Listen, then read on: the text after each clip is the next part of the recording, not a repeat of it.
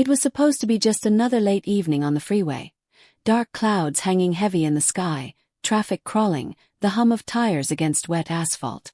Gabriel Cole, a 36-year-old single dad and CEO of a fast-growing tech company, had just left a tense board meeting in the city. All he could think about was getting home to his 8-year-old daughter Lily, who was probably waiting with her sketchbook in hand, asking him to help her finish another one of her superhero stories. He wasn't the kind of man to leave work early often, but for Lily he would do anything. As he took the quiet back road he usually avoided, trying to save a few minutes, it started to drizzle.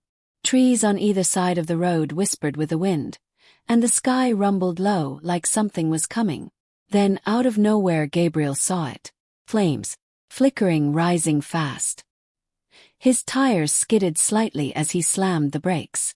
Up ahead, barely visible through the smoke, was a car turned halfway into a ditch. The front end was crushed. Fire had started beneath the hood and was spreading quickly along the sides. He jumped out, phone in hand, already dialing 911. But what stopped him cold wasn't just the car or the fire. It was what he saw through the passenger window. Woman. Bride. Still in her white dress, makeup smudged, hair pinned with tiny flowers and chained to the seat. Gabriel's heart pounded in his chest as he rushed to the car, the heat already pressing against his face. The woman was conscious, struggling, eyes wild with fear.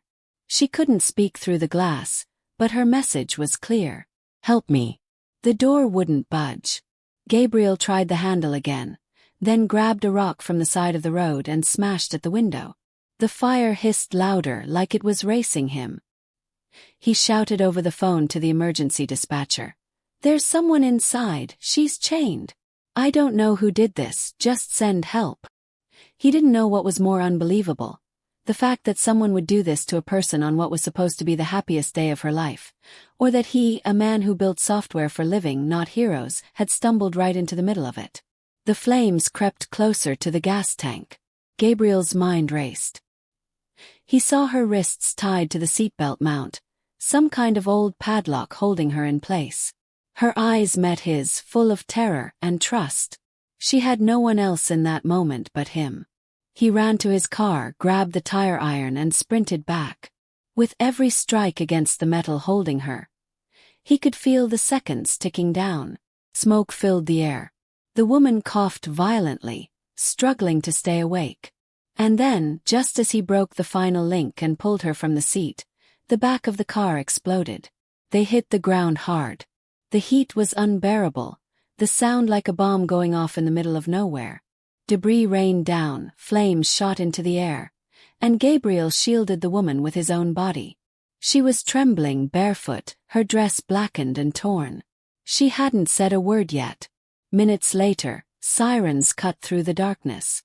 The fire truck's lights washed over the road in red and white, flashing off Gabriel's dust-covered face and the woman's pale, tear-streaked skin.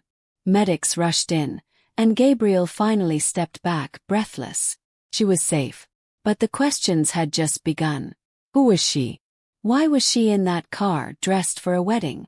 Who would chain a bride in a burning vehicle in the middle of nowhere?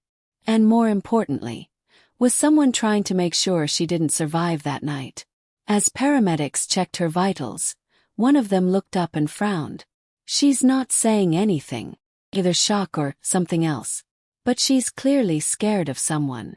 Gabriel didn't know why he felt so protective of her already. Maybe it was because he'd seen that moment of helplessness in her eyes, the same look Lily had once, when she got lost in a grocery store and cried for him. Maybe it was something else. A sense that this woman had been silenced for a long time, and someone somewhere wanted to keep it that way. The police arrived, asking Gabriel to stay and give a full statement. He answered what he could, but his eyes kept drifting back to her. Wrapped in a blanket, her hands still shaking, staring blankly at the flames that were now mostly out. She hadn't even told them her name. That night, after everything settled and the scene was cleared, Gabriel drove home in silence. Lily was already asleep. But he couldn't shake the image of the woman in white, chained, abandoned, and nearly burned alive. The next morning he called the hospital to check on her. They said she'd disappeared. No trace. No ID. Left before sunrise without telling anyone. But that wasn't the end. Later that same day, as Gabriel stepped into his office, his assistant handed him an envelope. No return address. Inside just one thing, a photo. A photo of him pulling the bride from the flames. And written on the back, in shaky handwriting, were 4 words. You weren't supposed to. Who sent it? How did they get that photo? And what did it mean? Gabriel was no longer just a single dad trying to build a company and raise his daughter. He was now caught in something much, much darker. And he had no idea who or what was coming next. Gabriel stood frozen with the photo in one hand, the words on the back echoing in his mind like a bell he couldn't unring. You weren't supposed to. His breath caught. He flipped the photo again, looked closer. It was taken from a distance, maybe from the trees lining the road, just seconds after he pulled the bride from the burning car. There was no way this was random. Someone had been watching. Someone knew. But why warn him? Why now? He closed his office door and locked it. His assistant, Amanda, knocked softly a minute later, but he pretended not to hear. He needed space. Just yesterday he was managing investors, meetings, late-night calls, and Lily's school project about sea turtles. Oh, a woman almost burned alive, chained like a prisoner, and then vanished without a trace. And now someone had eyes on him. He dropped into his chair and pulled up a blank document on his laptop. He needed to write everything down while it was still fresh. The way the flames moved, the sound of her voice. No, not voice, her eyes. The terror in them. Chains. The dress. The silence. He didn't know her name. No ID, no purse, no phone. The police said they were looking into it, but he could tell they were treating it like just another strange accident. Fluke. But Gabriel knew better. People don't end up chained in burning cars wearing wedding dresses by mistake. His phone buzzed. A message from his daughter's school. Lily had forgotten her lunchbox again. He closed the laptop, took a breath and stood. Whatever this mystery was, it wasn't going to stop him from being a father. He made it to the school in 15 minutes, dropped the lunch off, and found Lily waiting in the hallway with her favorite pink hoodie and lopsided ponytail. "Daddy," she said softly, eyes squinting up at him. "You look tired. Did you sleep?" Gabriel crouched down, smoothing her hair gently. "Not much, sweetheart. Just had a weird night." She leaned in and whispered, "Was it one of your superhero dreams again?" He smiled faintly. "Something like that." As he walked her back to class, he noticed someone watching from across the parking lot. A man, maybe in his 30s, wearing a baseball cap and sunglasses. He wasn't doing anything, just standing near a black SUV, but when Gabriel turned to look again, he was gone. He couldn't shake the feeling that he was being followed. Maybe even tested. Later that afternoon, after dropping Lily at her piano lesson, Gabriel drove back to the stretch of road where it had all happened. The car had been cleared, the ditch cleaned up, and all signs of the accident were gone. But he could still feel the heat, smell the smoke. He stepped out of his car and walked toward the trees on the side. Maybe whoever took the photo had stood here. He found footprints, not fresh but there. Larger boots, heavy. Cigarette butts nearby, crushed into the dirt. He took a photo with his phone, even though he didn't know what he was going to do with it. There was no one to send it to. The police already thought he was overly involved. He wandered a little deeper into the woods, something pulling at him, like a thread he couldn't let go of. And then he saw it, something white fluttering between the branches. A piece of fabric caught on a twig. He moved closer. 'Twas lace. Torn, charred at the edge. The same kind of lace that had been on the bride's sleeve. Gabriel's chest tightened. She had come this way, after the fire. But why? Was she running from someone? Trying to hide? Just then the wind shifted and he heard a faint sound. Almost like a whisper. He turned but there was no one there. As night fell, Gabriel sat in his car outside his house, thinking. He lived in a quiet neighborhood with trimmed lawns and warm porch lights. It should have made him feel safe. But tonight he didn't feel safe at all. When he walked inside, Lily was asleep on the couch, clutching her stuffed turtle. He covered her with a blanket and kissed her forehead. She stirred slightly, then whispered something in her sleep. "Lady in white." Gabriel froze. He knelt beside her. "Lily, what did you say?" She blinked, half awake. "The lady in white. I saw her in my dream." She was scared. His throat went dry. "Did she say anything?" Lily rubbed her eyes. "She didn't talk. But she was looking for something. Or someone." Gabriel couldn't believe what he was hearing. Was this just a coincidence? A child's imagination picking up on his stress? Or was there more to it? The next morning, Gabriel called the hospital again, hoping maybe she'd returned. No luck. They had no records of her using a real name. No camera footage of her leaving. She just vanished. He went through every news article about car fires, missing brides, wedding disasters. Nothing matched. No reports of a runaway bride. No missing persons fitting her description. It was like she didn't exist. But someone had gone through a lot of trouble to make sure she disappeared.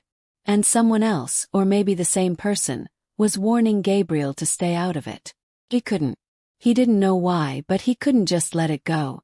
Not when she'd looked at him like he was her only hope. Not when he'd seen the fear in her eyes. Not when she had no one else. That night he got another envelope. No name. No return address. Inside, another photo. This time it was Lily. On the swings at school. Alone.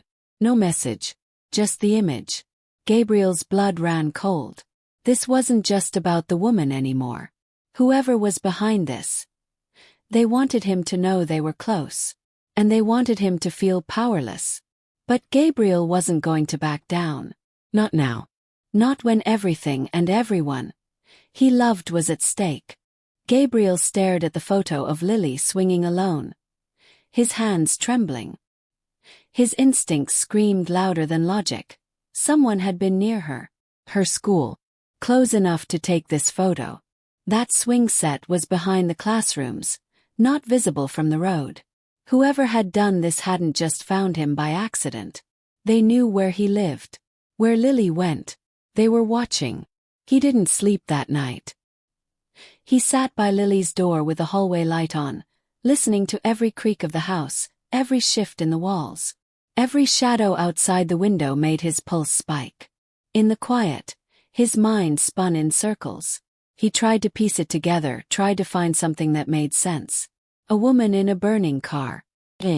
Disappears. Then photos, warnings, and now threats. The next day, he drove Lily to school himself. He walked her inside, waited until she was in class, and told the front desk staff to alert him immediately if anyone unfamiliar showed up. He didn't care if he sounded paranoid anymore. Something was happening and it wasn't random. On the drive back, his phone rang. Unknown number. He answered. "Hello." There was a pause. Then a female voice, low, almost shaking. "You weren't supposed to save me." Gabriel's stomach dropped. "Is this?" But she cut him off. "They're watching everything. If they find out I called you, it won't just be me this time." "Who are you?" he asked, trying to stay calm. "Tell me where you are. I can help." "You already did," she whispered. "But now they've changed the plan. They know you're not going to walk away. Why were you in that car?" Gabriel pushed. "Who did that to you?" Silence. Then a breath. "I was the bait." The line went dead. Gabriel pulled over, hands clenched around the wheel. Bait. That word echoed in his head. So someone had put her there. Knowing someone might stop. But why him? What kind of people used a human life to bait a trap? He started to dig. Using company resources quietly. He asked a friend in cybersecurity to trace the call. No name. No data. It was routed through multiple bounce points. Clearly someone who knew how to cover tracks. Still the voice stuck in his head. The sadness. The fear. And the strange feeling that she wasn't just protecting herself. But someone else too. He remembered what Lily had said in her sleep. She was looking for something. Or someone. Over the next few days, Gabriel started to connect odd threads. He found a news article from a small town 3 hours away. 6 months ago, a bride went missing the morning of her wedding. Disappeared from the church. No body found. Police ruled it a runaway case. But the photo of her in the article. Eyes. The same haunted eyes as the woman he pulled from the fire. Her name was Ivy Marlowe. He tracked down the reporter who wrote the piece. A woman named Tasha Green. She sounded skeptical at first, but when Gabriel mentioned the car fire, she went quiet. I knew something was off, she said. The family went silent right after. Closed off. The fiancé refused interviews. Then 2 weeks later, their wedding venue mysteriously burned down too. No one investigated it seriously. Everyone just moved on. Gabriel asked her to meet. She hesitated, then agreed. But not in public, she said. This thing, it runs deeper than a missing bride. They met in a dim coffee shop near the edge of the city. Tasha was in her early 30s, sharp-eyed, and clearly carrying the weight of something she hadn't told anyone. You're not the first person to look into Ivy, she said, sliding a folder across the table. But most people who do, they either go quiet, or they disappear. Gabriel opened the folder. It wasn't just Ivy's file. There were 5 more women. Different names. Different states. All brides. All disappeared under strange circumstances over the past 2 years. They called it the ghost veil theory, Tasha said quietly. Some online conspiracy types thought it was connected. Brides who vanished under the veil, right before or right after their weddings. But most people laughed it off. Gabriel didn't laugh. He looked at the dates, places, timing. Then something caught his eye. An address tied to a property rental near one of the disappearances. His company had acquired a startup last year that used a similar facility as a test site. What if this isn't random? Gabriel said slowly. What if there's a pattern? A system? Tasha looked nervous. You think this is some kind of network? He nodded. And Ivy, she wasn't just a victim. She said she was the bait. But for what? Tasha asked. Who are they trying to catch? Gabriel didn't answer. Because the real question haunting him now was worse. What if they weren't trying to catch someone? What if they were trying to test someone? That night, back at home, Gabriel started noticing little things. The front door light flickering. His home security system going offline for a few minutes without warning. Files on his laptop opening and closing. Nothing stolen, just watched. He didn't tell Lily. He tried to keep life normal for her. But even she seemed to feel the shift in the air. Are we safe? She asked softly one night as he tucked her in. Gabriel smiled gently. Always, baby girl. Daddy's got you. But he didn't feel safe. Not at all. Especially when he found a small object sitting on the porch the next morning. A silver hairpin. Laced with soot and a burned flower still attached. Just like the one Ivy had in her hair. No note this time. No message. But the meaning was clear. They knew where he lived. What he'd seen. What he'd done. And they were waiting for him to make his next move. Because the trap wasn't over. It had just begun. The hairpin sat in Gabriel's hand like a message carved in silence. It wasn't just a warning, it was a reminder. They'd been here. Close enough to place something from Ivy right at his front door. The air felt tighter, heavier. Every instinct in his body screamed at him to run, to take Lily and disappear. But where could they even go? Whoever they weren't limited by city lines or cameras. They were organized, precise, and they had a plan. Gabriel drove Lily to his sister's house in another city that same afternoon. He didn't give her details, only told her that Lily needed a few days away while he handled something important. It broke him to leave her. The look in her eyes, worried, uncertain, made it even harder. But he had no choice. If these people had crossed a line once, they would do it again. And next time they might not just leave a photo on the porch. When he returned home, every light stayed off. He moved through the house like a shadow, checking windows, doors, closets. Nothing was out of place. Yet he couldn't shake the feeling of being watched. That night he barely blinked. The memory of Ivy's whisper on the phone replayed in his mind. You weren't supposed to save me. So who was supposed to find her? And what was the real purpose of that car fire? He reached out to Tasha again, asking if she could dig into the ownership records of that stretch of land where he found Ivy. She called back the next morning, her voice tighter than before. The land is part of a trust. Private, hard to trace. But I found something strange. A shell company connected to a foundation called Aegis Reach. Ever heard of it? Gabriel hadn't. Tasha went on. They claim to do trauma recovery programs. But I found leaked invoices for restraints, specialized monitoring devices, custom pharmaceuticals. Nothing about that screams recovery. Gabriel didn't say anything for a few seconds. He just let the silence sink in. It gets worse, she added. 2 of the missing brides were last seen in cities with Aegis-funded clinics. One of them, Julia N.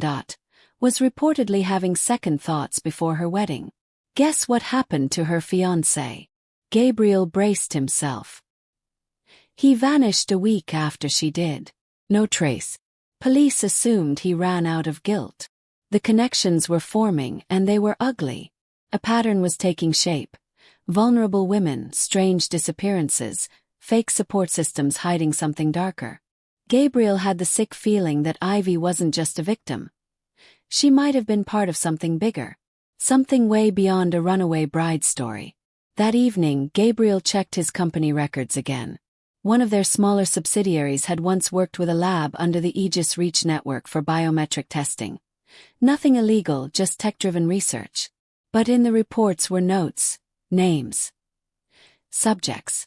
One stood out for female, high resilience, rapid recovery, mental reconditioning. Incomplete. He stared at that file for a long time. Then he clicked on the timestamp. It was from 10 months ago. And the blurred photo in the corner, it looked like Ivy. Suddenly, things shifted in his mind. What if Ivy had escaped once before?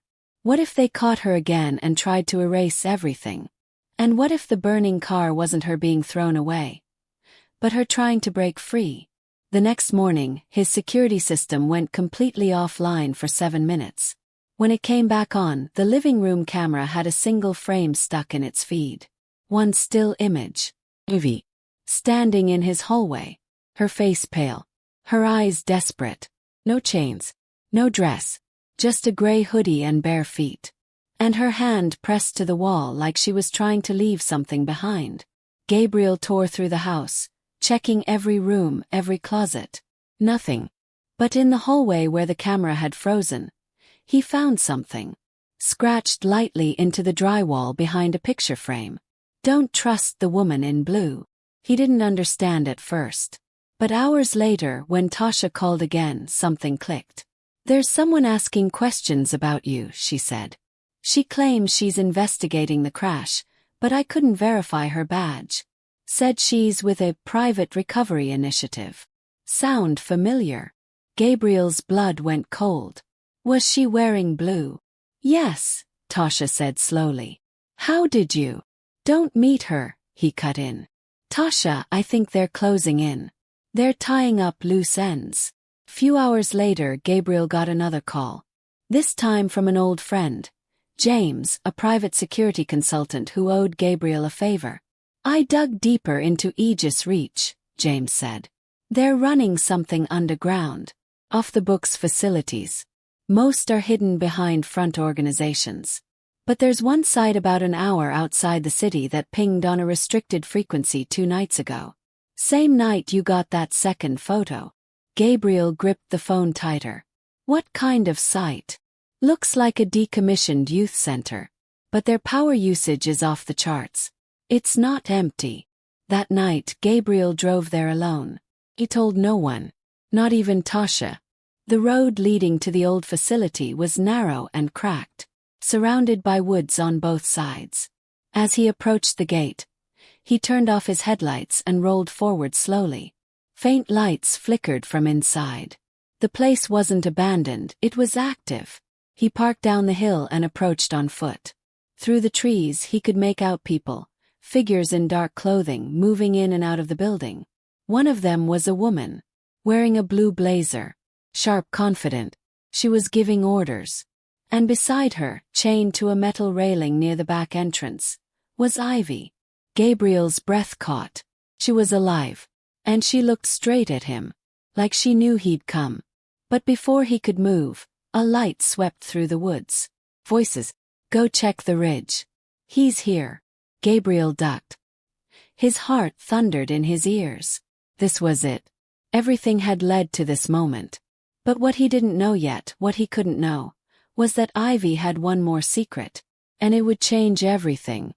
Gabriel crouched low in the brush, his breath shallow, eyes fixed on Ivy through the haze of floodlights.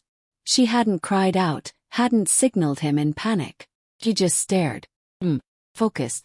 Almost expecting him. It was as if everything up until now had been building to this moment. Not just the fire, not just the warnings, but this exact place at this exact time. The voices were getting closer. 2 men with tactical flashlights were sweeping the ridge. Gabriel ducked lower, crawling through the dirt, careful not to snap a single twig. He couldn't make a move yet, not until he understood why she was there, why they'd kept her alive, and most of all, why she didn't look scared anymore. Then something strange happened. As one of the men passed close to the trees, Gabriel noticed his uniform didn't match the others. It wasn't tactical. It was medical. A name tag clipped to his chest read Dr. R. Morrow. And as the man paused to light a cigarette near a tree, he muttered into a small device clipped to his collar. She made contact. Phase 2 in motion. Male subject observed. Gabriel froze. Male subject him. They knew he was here. But what was phase 2? What game were they playing now?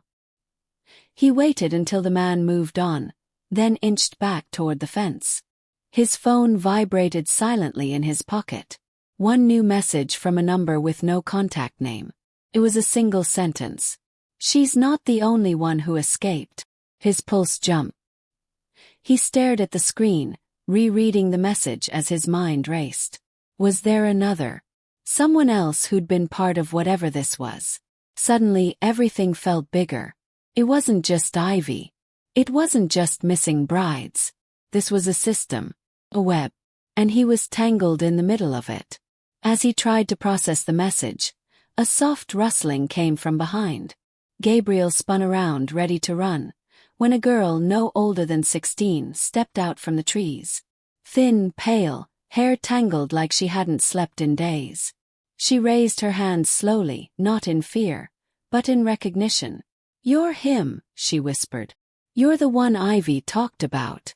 Gabriel blinked. "Who are you?" "They called me Mia," she said. "I was in phase 1. I got out 3 nights ago. She helped me." Gabriel's heart slammed in his chest. "There is another." Mia nodded. "But it's not just us. They're building something. Testing responses. They want to know what people will do when they see someone in pain, when they try to help. Like me with Ivy," Gabriel realized. "They call it the humanity filter," Mia said. "They say it's part of an empathy mapping project. But it's not research. It's a screening system. They trap people in crisis situations. Fires, fake accidents, setups. Then they watch who stops, who saves, who turns away." Gabriel felt the ground shift beneath his feet. All this time, he thought he'd interrupted something cruel and twisted. But what if the real experiment had begun the moment he pulled Ivy from that car? He wasn't the rescuer. He was the subject. And the test wasn't over. Mia looked over her shoulder. "Ivy's still playing her part. But she left you a way in. There's a service tunnel behind the drainage line on the west side." She scratched a mark into the door. "Go fast or they'll move her again." Gabriel didn't ask how Mia knew so much. He could see it in her eyes. She'd lived it. He only nodded and followed her as she led him along the tree line, then disappeared into the shadows again.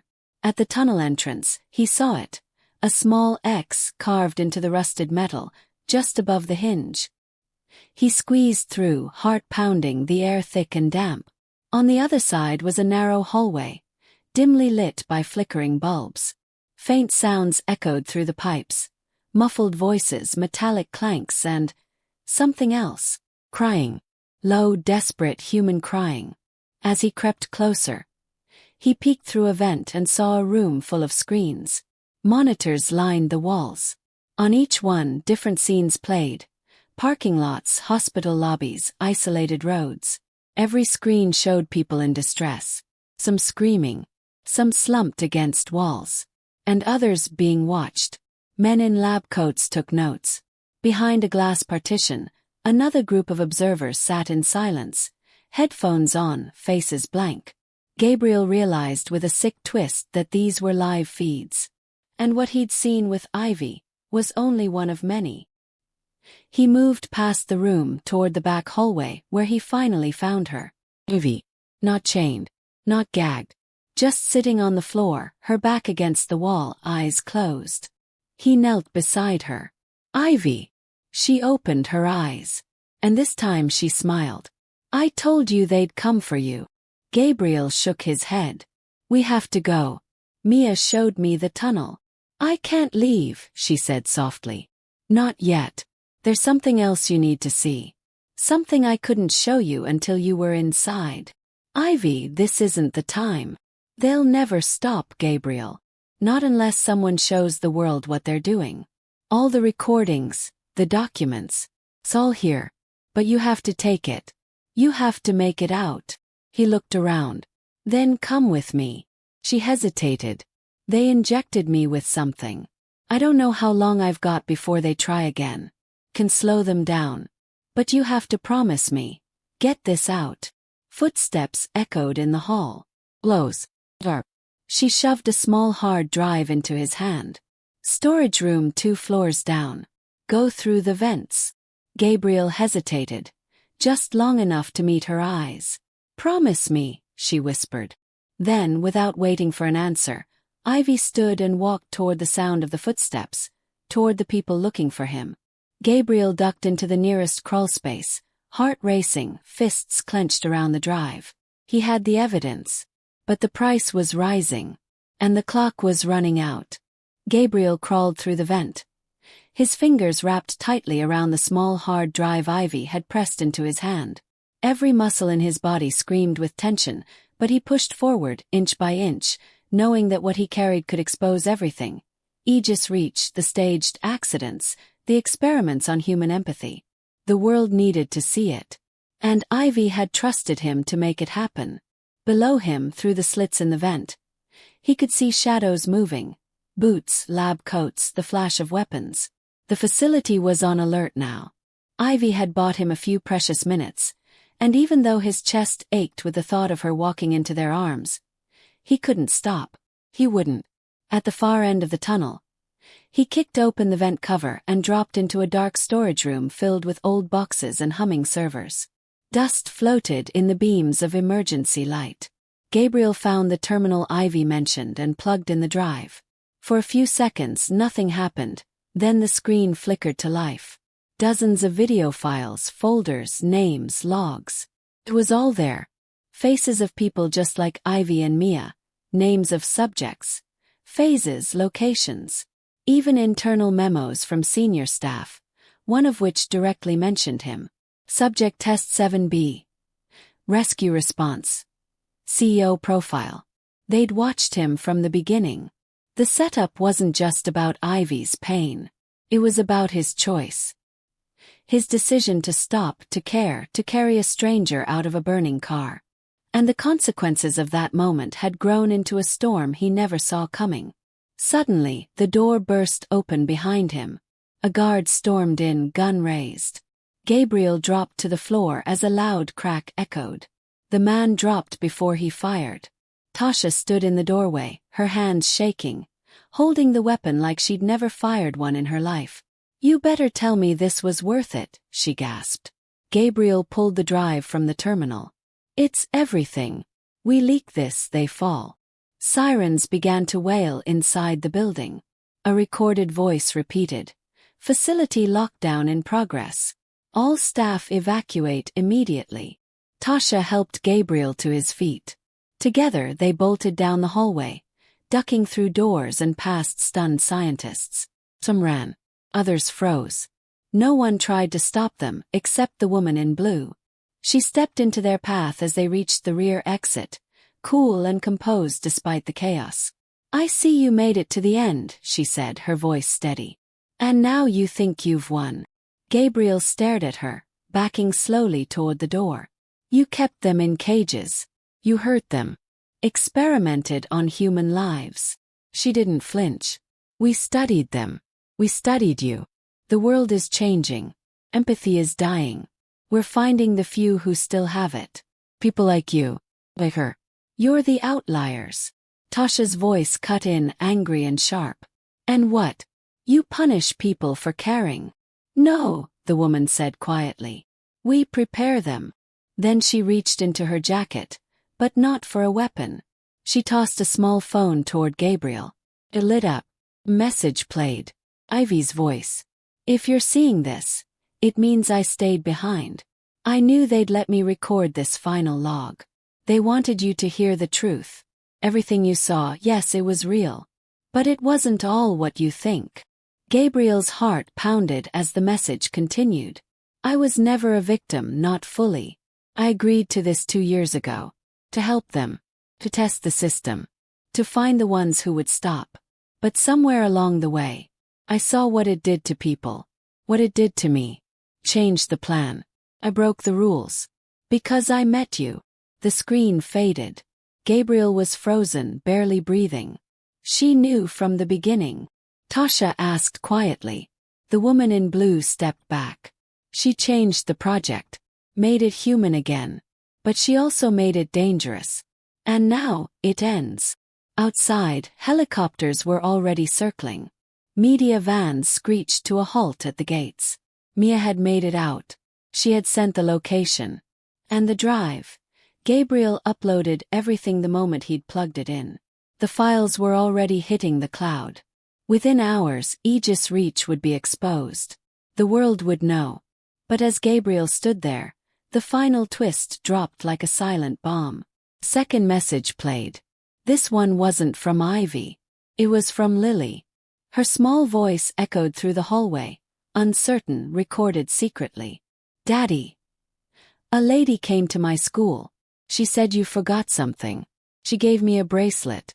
It makes my head feel funny." The phone slipped from Gabriel's hand. They hadn't let him win. They just moved to the next phase. And this time it was personal. Gabriel stood there frozen, the phone still ringing faintly on the floor. Lily's voice kept echoing in his head, soft, confused, and way too calm for what it meant. They'd reached her. Somehow, even after everything, they had found a way to touch the one part of him that was untouchable. His daughter. The one person he'd risked everything to protect. His heart pounded so hard it drowned out the sound of footsteps and alarms, even the whir of helicopters closing in. Tasha picked up the phone gently. Her voice was quiet. "We need to go. Right now." Gabriel didn't respond right away. His mind was racing, trying to piece it all together. The woman in blue had stepped away, letting them leave. Not because she'd given up, but because her part in the game was already done. Gabriel realized then it was never just about exposing them. It was about seeing how far someone would go to stop them. The test never really ended. And if Ivy's message was right, then she had tried to shield him from the darkest part of it. But someone else had taken over. He gripped the phone tightly. They got to Lily. Tasha nodded once, her expression tight. "Let's get her back." They escaped through the back gate just before law enforcement flooded the facility. Media crews swarmed the front, already receiving leaked footage from the server dump Gabriel had triggered. The files were out there now. Broadcasts, write-ups, documentaries in the making. Aegis Reach would never operate in secret again. But for Gabriel, this wasn't a victory lap. This was just survival. And the clock was ticking. The first thing he did was call Lily's school. No one had seen a strange woman. There was no record of any visitor under that name. But her teacher confirmed that Lily had left early with someone claiming to be her aunt, a woman with proper ID, emergency clearance, and all the right words. By the time Gabriel arrived, she was long gone. For hours they searched. Tasha worked her contacts. Mia, now safe with the authorities, gave them access to names and routines she remembered from her time inside. Slowly, the pieces began coming together. Ivy hadn't lied. She had gone off script to protect Gabriel. But others in the organization hadn't shared her sentiment. In fact, someone higher up had seen Lily as the next logical extension of the test. It wasn't about punishing Gabriel. It was about watching what someone like him would do when love and reason collided. He followed the trail across 3 cities, relying on news reports and digital breadcrumbs left in the files. Then finally a lead, a wellness center on the outskirts of Oregon, registered under a dummy non-profit linked to a name that had appeared over a dozen times in the leaked documents. Dr. R. Morrow, the same man Gabriel had seen in the woods that night. When they arrived, the place looked quiet, peaceful even. Children's drawings in the windows. Wind chimes on the porch. But Gabriel knew better than to trust appearances now. He stepped through the front door with his breath held and his fists clenched. Lily was there, sitting on a couch, her small hands curled around a mug of cocoa. Her face lit up when she saw him. "Daddy!" He ran to her and pulled her into his arms, holding her like she might disappear again if he blinked. For a long moment, neither of them spoke. It was just the sound of his breathing and her heartbeat against his chest. Then a voice behind him said calmly, "She's safe. We didn't hurt her." Gabriel turned slowly. Dr. Morrow stood in the hallway, arms at his sides. No guards, no threats, just a strange, eerie calm. "You crossed a line," Gabriel said, teeth clenched. Morrow nodded. "Some would say yes. Others might say we revealed something deeper. You passed every stage of the filter, Gabriel. And you never stopped choosing empathy, even when it cost you everything." Gabriel stood, placing Lily gently behind him. This wasn't a test. It was manipulation. "Maybe," Morrow said, not denying it. "But you still chose to come." Tasha stepped forward, recording everything. "You're done. The world knows now. There's no more hiding." Morrow gave a quiet smile. "Good. Let them know. Maybe they'll start asking themselves if they would have stopped at that burning car. Or walked away." Gabriel didn't respond. He walked Lily out of the building and never looked back. Days later, the world was in chaos over the leak. News stations ran with headlines like "Empathy Experiments Exposed" and "Secret Human Filter Project Uncovered." Protests erupted. Lawmakers demanded investigations. And those responsible, the ones who hadn't vanished, were arrested one by one. But Ivy, she was never found. Some said she'd disappeared on purpose. Others believed she was silenced. Gabriel hoped she'd found peace. Some quiet place far away from all of it. A place where she wasn't a test subject or a pawn, but just herself. He returned home with Lily, finally ready to rebuild. The company he once ran was still there, surprisingly loyal even after everything. But Gabriel didn't step back into that office. He didn't want to be the CEO anymore. He wanted to be a father. A real one. The kind that sat through school plays and helped with homework and never missed bedtime stories. Mia stayed in touch. She was working with advocates now, using her story to help others. Tasha turned down an offer from a major outlet to write a book.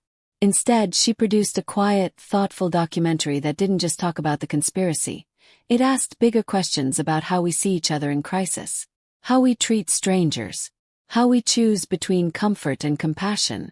And Gabriel, he wrote a letter to himself, well, to the man he used to be. He left it in a drawer by the door. Just a reminder of the fire, the girl in the car, and the choice he made that night. Because that's what it came down to. One choice. To stop. To help. Care. Changed everything. For better, for worse. And even though the scars of that decision stayed with him, he wouldn't change it. Not 1 second. Because at the end of all the pain and questions, at the end of every dark hallway, he still had Lily's laughter. And that was worth it all.